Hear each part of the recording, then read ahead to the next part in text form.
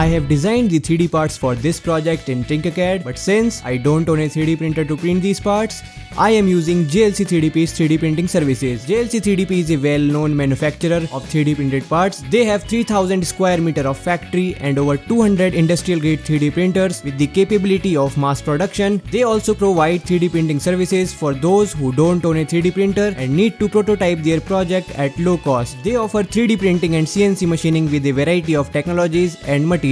To order your parts, just visit jlc3dp.com, upload the STL file I have given in description, choose your preferred settings, and as you can see here, JLC 3DP offer a very competitive price starting from just $0.3. Make it super affordable for the high quality 3D printing. And don't forget, if you are a new user, you can get $70 in coupons. Check out the link in description to claim yours. And they also ship worldwide. After few days, I received my 3D printed parts. Once again, packaging is good. Now let's unwrap our project parts.